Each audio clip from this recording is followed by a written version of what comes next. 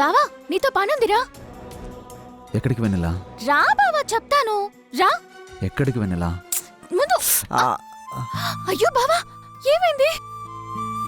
ఇందాక బయట చిన్న గొడవ, ఆ గొడవల్లో తగిలింది. తగ్గిపోతుందిలే, వదిలే. నువ్వు ఉండు బావా. ఏ ఏ వెన్నెలా, ఏం చేస్తున్నావు? ఉండు బావా.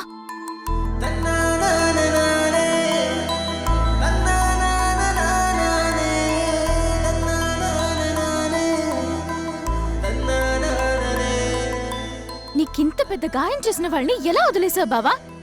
నువ్వు వదిలినా నేను వదులును. కాళీమాత వాళ్ళ కాలు చేతులు విరక్కొట్టి, తలుపులమ్మ తల్లి వాళ్ళ తలకాయలు పగలగొట్టు, నాగమ్మ తల్లి వాళ్ళ నడుం విరక్కొట్టు, నాంచారమ్మ వాళ్ళ నాలిక కోసేయమ్మా. ఏ ఆగాగు, ఏం చేస్తున్నావు? ఇంకేమైనా మర్చిపోయానా? నువ్వు తిట్టే తిట్లకి అపరిచితుడు సినిమాలో గరుడు పురాణం లాగా నీ శాపాలకి వెన్నెల పురాణం అని పేరు పెట్టాలి. నువ్వు పెట్టే శాపాలకి నాకే భయంగా ఉంది. నిజం చెప్పాలంటే నాకంటే ఎక్కువ దెబ్బలు వాళ్ళకే తగిలాయి. వాళ్ళకి తగిలిన దాంతో పోలిస్తే ఇది చాలా చిన్నదే. అలా ఏం కాదు బావా, నువ్వుండు, నేను ఇప్పుడే వస్తాను. ఏ ఎక్కడికి? బావా ఇప్పుడే వస్తాను.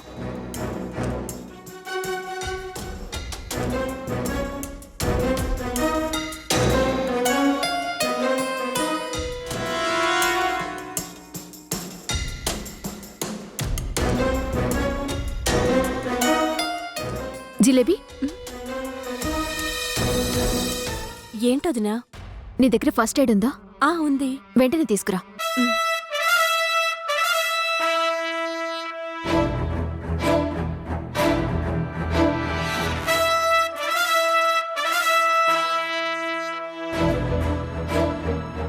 వదినా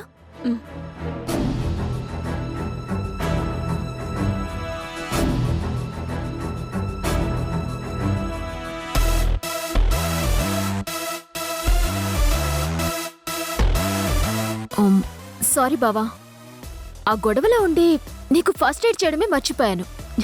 థ్యాంక్ గాడ్ వెన్నెల చూసి కట్టుకట్టింది. తనంతే, నాకేం జరిగినా తట్టుకోలేదు. చాలా మంచి అమ్మాయి, అందుకే తనంటే నాకు చాలా ఇష్టం.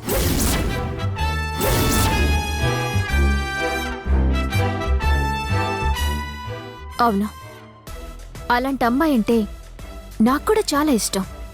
వెన్నులంటే ఇష్టపడిన వాళ్ళు ఎవరుంటారు చెప్పు?